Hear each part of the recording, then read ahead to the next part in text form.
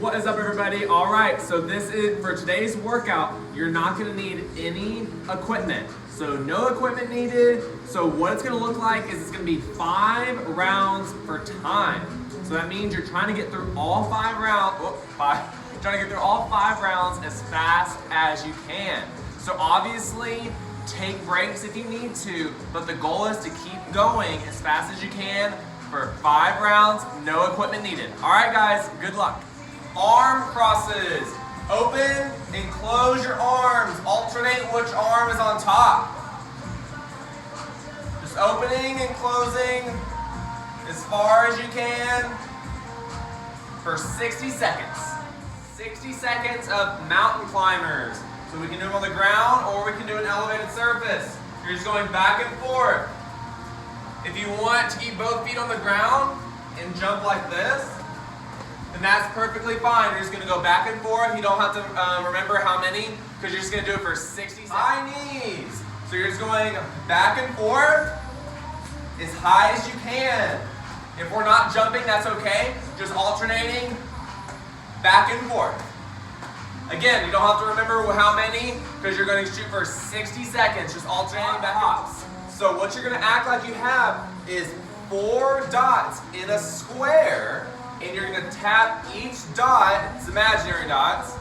Every single time you touch every one, that's 1, okay? So you're doing 60 of them, which will be in the workout. But what you're going to do, if you can see my feet, is you're going to pretend you have 4 dots. Tap the front 2, touch the back 2, that's 1. 2, 3, 4. So just like that, every single time you touch all 4 dots, that is sit-ups. So we've done this before. So we want to make sure there's 2 options.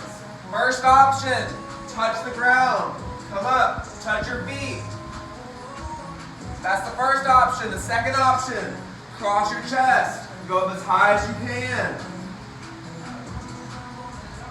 Either one, just make sure we're not pulling on our neck at all. Push-ups. So just regular push-ups. We have a few options. The goal is always to touch your chest to the surface that you're going to. That could be the ground, that could be your couch, it could be a chair, it could be your countertop, it could even be the wall. So based on what fitness level we're at, you will choose that elevated surface. So if we're doing it on the ground, make sure that we're having a straight back. We're going all the way down to the ground and pushing up. All the way down to the ground and pushing up. If we're doing an elevated surface, let's see if you can see me. I think we're good. Make sure that we're not piked up. Make sure we're not sagging down. Straight line, touching the surface, back up. So that surface is demonstrating it could be the countertop. So if you're higher, that's totally fine. Just make sure we're touching our chest to the surface every single burpees. So the other day we did object-facing burpees. This time you're just doing regular burpees. So what you're going to do is touch your chest to the ground. So we're just going all the way down to the ground, stand up, and then make a little bitty jump. If we're doing it on the elevated surface, that's perfectly fine. What you'll do is jump back, jump forward, jump up. If we need to step and go on our toes, then that's perfectly fine.